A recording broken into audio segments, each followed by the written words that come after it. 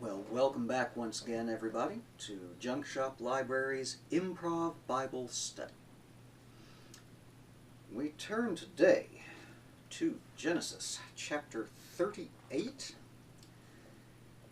to find out how Joseph likes it in Egypt.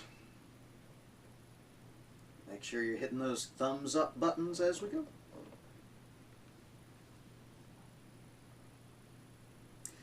And it came to pass at that time that Judah went down from among his brethren, and turned in to a certain Adullamite, whose name was Hira. And Judah saw there a daughter of a certain Canaanite, whose name was Shua, and he took her, and went in unto her. And she conceived, and bare a son, and he called his name And she conceived again, and bare a son, and she called his name Onan. And she yet again conceived, and bare a son, and called his name Selah. And he was at Kezib when she bare him. And Judah took a wife for his firstborn, whose name was Tamar. And Judah's firstborn, was wicked in the sight of the Lord, and the Lord slew him. And Judah said unto Onan, Go in unto thy brother's wife, and marry her, and raise up seed to thy brother. And Onan knew that the seed should not be his. And it came to pass, when he went in unto his brother's wife, that he spilled it on the ground, lest that he should give seed to his brother. And the thing which he did displeased the Lord, wherefore he slew him also. Then said Judah to Tamar his daughter-in-law, Remain a widow at thy father's house, till Shelah my son be grown. For he said, Lest peradventure he will die also, as his brethren did. And Tamar went and dwelt in her father's house. And in process of time the daughter of Shua, Judah's wife, died. And Judah was comforted, and went up unto his sheep shearers in Timnath, he and his friend Hira the Adullamite. And it was told Tamar, saying, Behold, thy father-in-law goeth up to Timnath to shear his sheep. And she put her widow's garments off from her, and covered her with a veil, and wrapped herself, and sat in an open place, which is by the way to Timnath, for she saw that Shelah was grown, and she was not given him unto wife. When Judah saw her, he thought her to be a harlot, because she had covered her face. And he turned unto her by the way, and said, Go to, I pray thee, let me come in unto thee, for he knew not that she was his daughter-in-law. And she said, What wilt thou give me, that thou mayest come in unto me? And he said, I will give thee a kid from the flock. And she said, Wilt thou give me a pledge till thou send it? And he said, What pledge shall I give thee? And she said, Thy signet, and thy bracelets, and thy staff that is in thine hand. And he gave it to her, and came in unto her, and she conceived by him. And she arose, and went away, and laid by her veil from her, and put on the garments of her widowhood. And Judah sent the kid by the hand of his friend the Adullamite to receive his pledge from the woman's hand, but he found her not. Then he asked the men of that place, saying, Where is the harlot that was openly by the wayside? And they said, There was no harlot in this place. And he returned to Judah, and said, I cannot find her. And also the men of the place said that there was no harlot in this place. And Judah said, Let her take it to her, lest we be shamed. Behold, I sent this kid, and thou hast not found her. And it came to pass about 3 months after, that it was told Judah, saying, Tamar thy daughter-in-law hath played the harlot, and also, behold, she is with child by whoredom. And Judah said, Bring her forth, and let her be burnt. When she was brought forth, she sent to her father-in-law, saying, By the man whose these are, I am with child. And she said, Discern, I pray thee, whose are these, the signet, and the bracelets, and the staff? And Judah acknowledged them, and said, She hath been more righteous than I, because that I gave her not to Shelah my son, and he knew her again no more. And it came to pass in the time of her travail, that, behold, twins were in her womb. And it came to pass, when she travailed, that the one put out his hand, and the midwife took and bound upon his hand a scarlet thread. This came out first. And it came to pass, as he drew back his hand, that, behold, his brother came out. And she said, How hast thou broken forth? This breach be upon thee. Therefore his name was called Pharez. And afterward came out his brother that had the scarlet thread upon his hand, and his name was called Zara. And that is Genesis 38th chapter.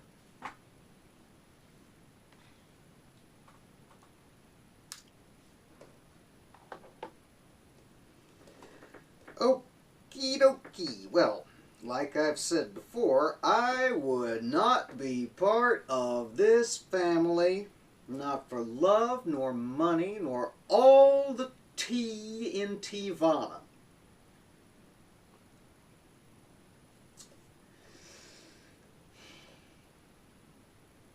God gets mad at a man, strikes him dead.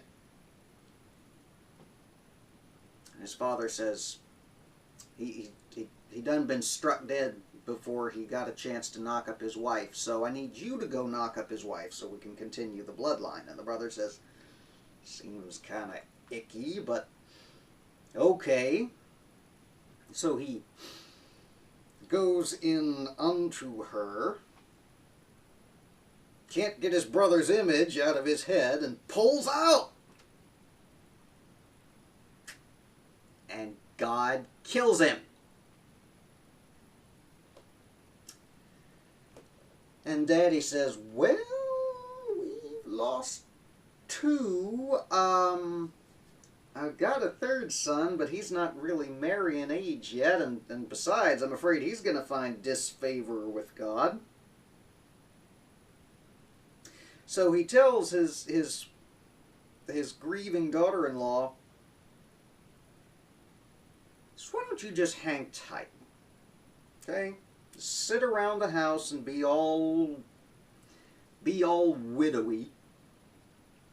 And when little Sheila's grown up, I'll let him impregnate you so that the bloodline may continue. And she says, oh, all right, like I have a choice. So she puts on her widow's weeds and proceeds to sit around the house until the kid grows up. And the kid is not given to her. Well, she is not given to the kid. And Daddy says, it's sheep shearing time. So he goes off to where the sheep are so that he can sheep shear during sheep shearing time. And she hears him preparing and sees him go off out of the camp. Takes off her widow's weeds, throws a scarf around her face, which we find out in this chapter is the traditional garb of harlotry in this time and in this culture. And she goes out and stands on a corner, or the cultural equivalent thereof, and waits for her father-in-law to pass by on the way to doing his sheep shearing. He looks over and sees a woman there with her face covered up and says, behold, a harlot! He goes over and says, how much? I'll give you a goat. She said, I don't see any goats. He said, I'm good for it. What can I, let's see, what can I offer, what'll you take as an IOU? And she says, I want your... I honestly did not know this was going to happen in this chapter. This is when improv goes right. She says, I want your signet ring. And he gives her the signet ring. And your staff. And one other... bracelets. And his bracelets. So he says, okay, that seems fair. You can have those. Now let us go in unto one another. And when I pass back by this way, I'll bring you a goat. She says, awesome. So he goes in unto her and leaves the next morning, minus his signet ring and minus his bracelets and minus his staff, and goes off to sheep shearing. And she gets up and ditches the veil and goes back home and wraps back up in her widow's weeds. Daddy comes home for a goat, sends the goat out to where they found the harlot. Can't find the harlot. Don't you just hate it when that happens? He asks around town, says, you know the harlot that hangs out on the street corner? I'm looking for her. I've got a goat for her, and I need to redeem my signet ring that she took as pledge. The men of the town say, there is no harlot here. We don't know what sort you are down where you come from, but up here in shepherding country we have no harlots.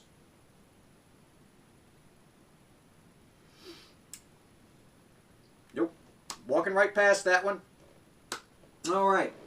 So, Daddy goes home. And he says, I couldn't find the harlot. Well, about 3 months later, word comes to him that his widowed, and I suppose technically twice widowed, daughter-in-law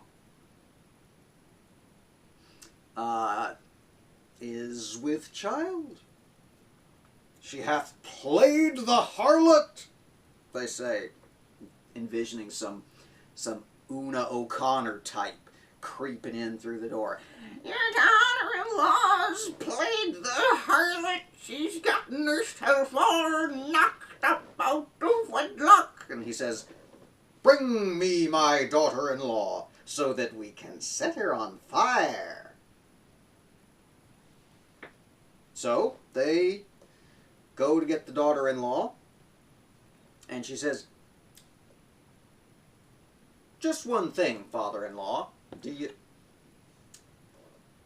don't recognize this by any chance, do you? 'Cause the gentleman who knocked me up gave it to me, and I'd like to know who it was. He says, oh, that is mine. Hey, guys, call off the harlot search. We found her. Where was she? She was in the tent. What? Never mind.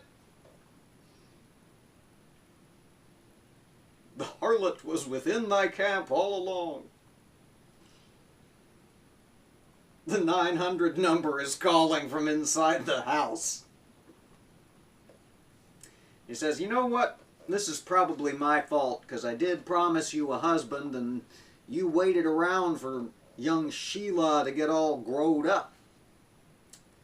And then I decided not to give him to you. So you've been sitting here all widow-weeded with no mans.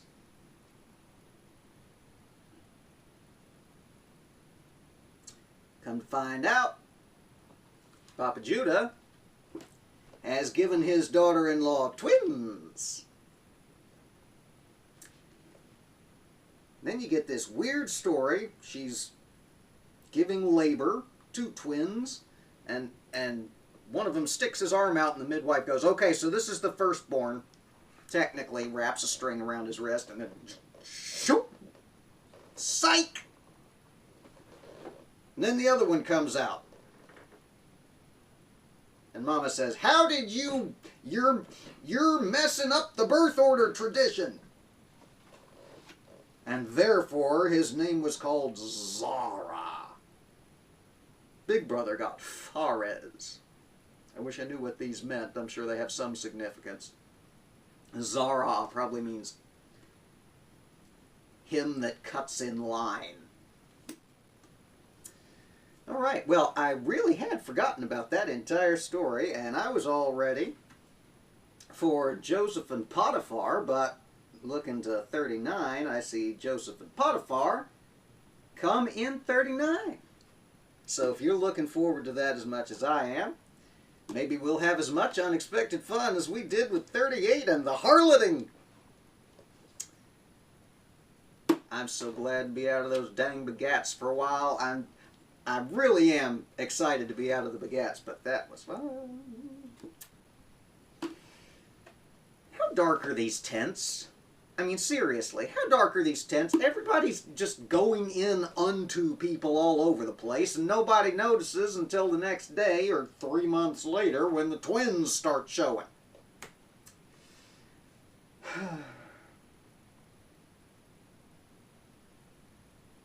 Just remember, if you're charged with sleeping with your brother's weirdness causes God to strike you dead, don't pull out. Because you know what they call people who pull out? Parents. And that's what you want to be in this situation, to raise up righteous children before the Lord. Righteous in the vein of the people who murder each other and trick, circumcise, genocide entire towns and sleep with harlots that turn out to be related to them. This one got long, but it was fun. We'll see you next time for Chapter 39. Visit the playlist as always if you've missed anything along the way. Give me those thumbs up. And if you're not subscribed, poke the Pope. We'll see you again soon. Y'all take care.